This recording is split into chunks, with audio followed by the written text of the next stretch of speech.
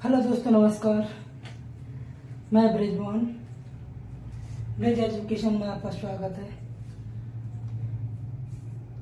Bridge education को आपने अगर सब्सक्राइब नहीं कर रखा है तो सब्सक्राइब कर लीजिएगा, क्योंकि हम ऐसी एजुकेशनल वीडियो लाते रहते हैं और जब भी टाइम मिलता है तो हम ऐसी वीडियो जिससे कि आपको किसी भी कंपटीशन में या किसी में एग्जाम वगैरह में, इंटरव्यू में आपको जो टॉपिक बना के लाता हूँ उनमें से कहीं ना कहीं आ जाते हैं। तो दोस्तों, अब आज हम बात करने वाले हैं IPSG गोल। आपको दिखाई दे रहा होगा IPSG का मतलब है इंटरनेशनल पेशेंट सेफ्टी गोल।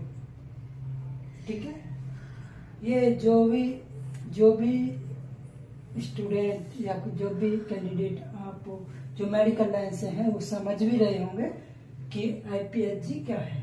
ठीक है, I का मतलब इंटरनेशनल, P फॉर पेशेंट और S फॉर सेफ्टी और G फॉर गोल। ठीक है, दिख रहा होगा सबको। हाँ, तो इसको टोटल मिला के हो जाता है इंटरनेशनल पेशेंट सेफ्टी गोल।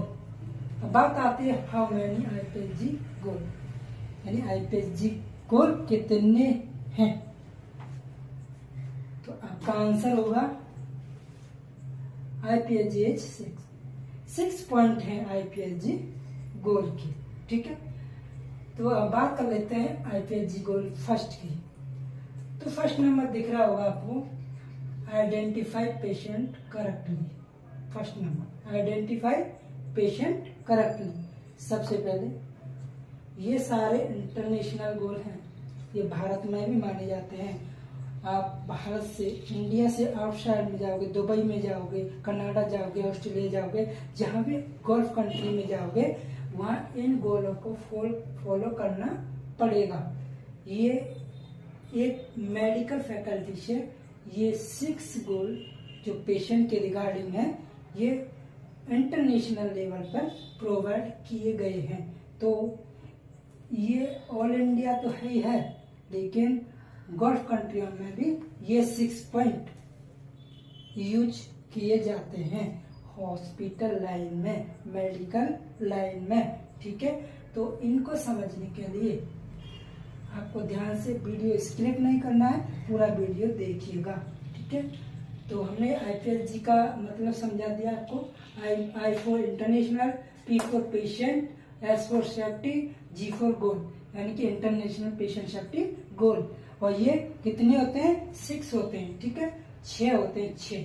ठीक है, नंबर फर्स्ट गोल होता है आइडेंटिफाई पेशेंट करेक्टली, यानी पेशेंट का करेक्ट यानी सही तरीके से आइडेंटिफाई करना। ठीक है, यानी पेशेंट का कि ये पेशेंट, जैसे किसी पेशेंट को OT में ले जाना है तो उस पेशेंट का नाम देखना है, MRI नंबर वगैरह वगैरह, ये सब हम आगे क्लियर सारे टॉपिक क्लियर बताएंगे। अभी हम आपको सिर्फ इतना बता रहे हैं कि IPSG क्या होता है, IPSG और इसके कितने पॉइंट हैं। ठीक है, दूसरे पॉइंट की बात करते हैं, improve effective communication. Improve effective communication, communication को बातचीत बोला करते हैं। ठीक है, यानी कि पेशेंट के साथ बातचीत करने का, इफेक्टिव तरीके से बातचीत करना। ठीक है, improve the safety of high alert medication. तीसरा पॉइंट आता है improve the safety of high alert medication. ठीक है, यानी कि अपनी मेडिकेशन देने में इम्प्रूव करना। ठीक है, चौथा गोल आता है ensure safe surgery. Ensure safe surgery, इसका मतलब ये हुआ कि आपको पक्का पता होना चाहिए कि ये सर्जरी की साइड पता होना चाहिए कि कोई पेशेंट है, कि किसी पेशेंट का हर्निया का सर्जरी करना है राइट साइड का और लेफ्ट साइड का कर दिया।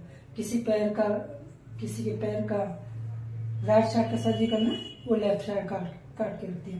तो ये इसका इंश्योर सेफ सर्जरी। ठीक है, तो हमें तभी पता चलेगा, ये सारे पॉइंट फॉलो करेंगे तभी पता चलेगा सब पेशेंट के बारे में सब कुछ, ठीक है।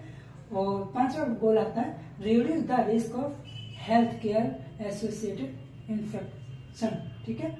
यानी कि इसका मतलब है रिड्यूस यानी कि कम करना चाहिए risk of health care associated, जो हम पेशेंट के अटेंडिंग होते हैं, रिलेशन वाले होते हैं, या जो हमारे या जो मेडिकल डिपार्टमेंट के स्टाफ नर्स हो गए, पेशेंट वो पीसीए वगैरह हो गए, वो सभी reduce the risk of health care associated infection, वो भी अपने को पेशेंट को अपने आप को सैनिटाइज वगैरह करते रहें। और जो इस पॉइंट को करने के लिए हैंड वॉशिंग करना चाहिए, जिससे कि पेशेंट की साइड इन्फेक्शन कम हो सके, ठीक है। 6वां गोल आता है reduce the risk of patient harm resulting from fall, यानी कि 6वां पॉइंट कहता है risk of patient harm resulting from fall, यानी कि पेशेंट की साइड में ऐसा करना चाहिए जैसे कि बेड साइड अप रखना, लो हाइट बेड की लो हाइट रखना, ताकि पेशेंट के गिरने के चांस कम हो, यानी कि उसको हार्म नहीं हो, गिरने की वजह नहीं हो, ठीक है। और इसको याद रखने की अच्छी ट्रिक यह है कि मरीज का नाम पूछा। सबसे पहले कोई पेशेंट आता है हमारे हॉस्पिटल में, तो वो किसी हॉस्पिटल में कहीं भी पेशेंट आता है तो मरीज का सबसे पहले क्या करेंगे, उसका नाम पूछेंगे। तो इससे हमारा क्या हो गया, आइडेंटिफाई पेशेंट करेक्टली, ठीक है। नाम पूछेंगे तो उससे पहला पॉइंट क्लियर हो जाएगा। तो दूसरे पॉइंट याद रखने के लिए क्या करेंगे, मरीज से बातचीत शुरू करनी है, ठीक है। इम्प्रूव इफेक्टिव कम्युनिकेशन, ठीक है, कम्युनिकेशन को बातचीत करना बोलते हैं, ठीक है। और तीसरे पॉइंट को याद रखने के लिए मरीज का प्री ओटी ट्रीटमेंट किया, यानी कि improve the safety of high alert medication, यानी कि मरीज का ओटी में जाने से पहले प्री ट्रीटमेंट दिया जाता है, उसमें कि हाई अलर्ट मेडिकेशन को अलग कर दिया जाता है, ठीक है। एंड डबल लॉक में, ठीक है, हाई अलर्ट मेडिकेशन को हमेशा लॉक इन की में रखा जाता है, वो भी डबल लॉक में, ठीक है। और चौथे पॉइंट को क्लियर करने के लिए आता है मरीज को ओटी में शिफ्ट किया।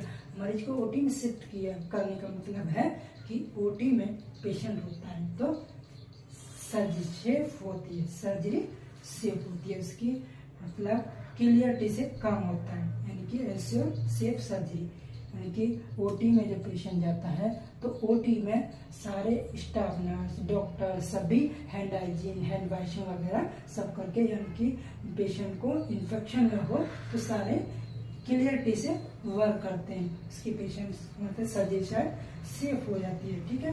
तो 5वां पॉइंट आता है reduce the risk of health care associated infection.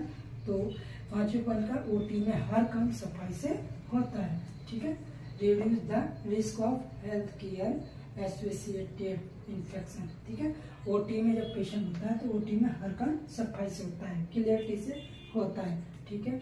और चौथे पॉइंट का आपको पता है इंसर्ट शिफ्ट सर्जरी, अगर ओटी में पेशेंट शिफ्ट किया है तो मतलब हमको पता ही होगा कि इस पेशेंट को क्यों शिफ्ट कर रहे हैं, कौन सी सर्जरी के लिए शिफ्ट कर रहे हैं, तो इससे चौथा पॉइंट इससे क्लियर हो गया। 5वां पॉइंट इससे हो गया reduce the risk of health care associated infection, ठीक है।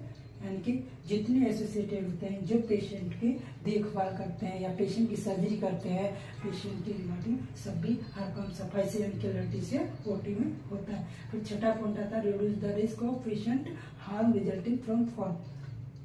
छठे पॉइंट को याद रखने के लिए हमें क्या करना है, हमें याद रखना मरीज ओटी से वापस आता है तब मरीज बेहोश होता है और गिरने से बचाते हैं, और हम लोग गिरने से बचाते हैं। तो गिरने से बचाने के लिए हमें क्या क्या करना होता है आपको पता ही है, रिड्यूस द पेशेंट रिस्क, यानी कि कोई बेड होता है तो उसको बेड के लो हाइट वेट लो रखते हैं, लो मतलब हाइट लो रखते हैं उसकी, और उसकी साइड में जो रेल्स होते हैं साइड रेल्स उनको अप करके रखते हैं ताकि हमारे पेशेंट को गिरने का चांस नहीं मिले, यानी पेशेंट गिर ना सके, ठीक है।